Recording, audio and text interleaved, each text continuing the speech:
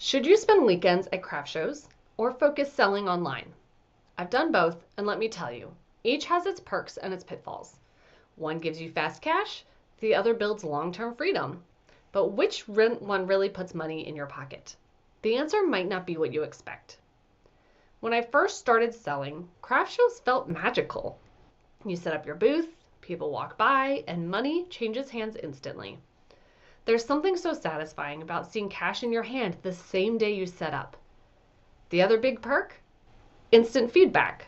You get to watch people's faces when they see your product, hear what they love, and hear what confuses them. And that feedback is gold for refining your offers. But here's the downside that no one talks about. Craft shows are physically exhausting. Hauling tables, setting up a booth, spending all day on your feet and talking to people, and tearing it all down at night for maybe a few $100s in profit. And the audience is limited to whoever happens to walk by your booth.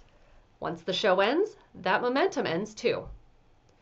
I remember one particular show where I spent 2 full days prepping all of my inventory. I got up at 5 a.m. to set up, and by the end of the weekend, I'd only sold enough to barely cover my booth fee. Fast cash? Sure, but not worth the time and energy. When I first started selling online, though, it honestly felt like I was just shouting into the void. I set up an Etsy shop, uploaded my listings, hit publish, and then I sat there refreshing my screen, waiting for the cha-ching notification that never came. Days turned into weeks, and that slow start is discouraging, and I think a lot of makers give up right there. But here's the thing. Online sales are the long game. Once you start building an audience and creating momentum, the results multiply in a way that craft shows simply cannot match. I'll give you an example. A few years back, I was launching a new bag design, and instead of relying on just showing up at the festival, I treated it like a proper launch. For weeks leading up to it, I teased the bag in Instagram stories, I showed a little behind the scenes shots of fabric choices, I told the story of why I designed it, and I emailed my list with sneak peeks. By the time launch day arrived, my audience wasn't just aware of the bag, they were waiting for it. And the morning I sent that launch email, I will never forget watching those first few sales come in. And then more. And then more. By the end of the day, I'd made nearly $1,000 by sitting at my kitchen table in my favorite pajama pants. And here's the kicker. Those sales didn't stop just because the weekend was over.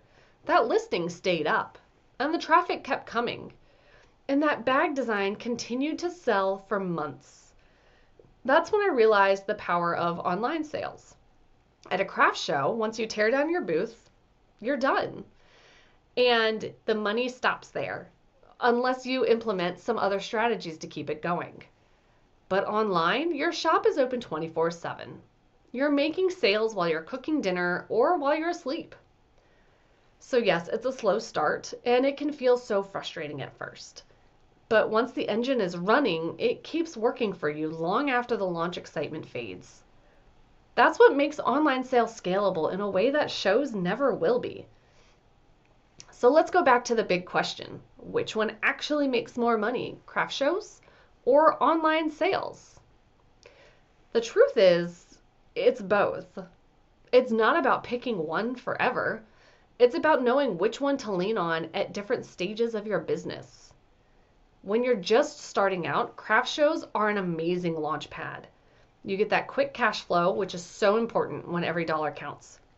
You also get instant feedback. You can see what products people pick up, what questions they ask, and what makes them hesitate.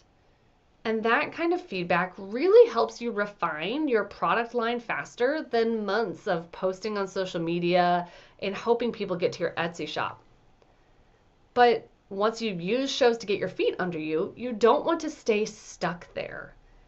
If your goal is long-term stability, being able to take a weekend off or make money while you're on vacation, then you need to start building an online presence. That's where the scalability lives. And here's the part most makers don't really realize. These two worlds actually feed each other. They don't exist independently. The feedback and customer connections you get at shows, those are gold for building your online content and listings. And those online sales that you're looking for and the online shop that you've been building, that becomes a safety net for the people who loved your booth but didn't buy right away. You can hand them a card or invite them onto your email list and they can shop from you later. And if you want some more tips on this, check out my recent video about how to maximize vendor event shows. I like to think of it as this though. Craft shows are your testing ground and cash generator, while online sales are your engine for growth. One gives you momentum, the other gives you staying power. And together they build a business that's both profitable and sustainable. So if you're stuck wondering where you're losing sales, I've got you covered. I've put together a free vendor tips checklist to help you make the most of your in-person sales so that you can then start building that online presence. And you can grab it at the link below. And if this video gave you some clarity, hit that like button so more makers can find it. And don't forget to subscribe. I drop a new video every week to help you grow your handmade business without burning out. See you in the next one.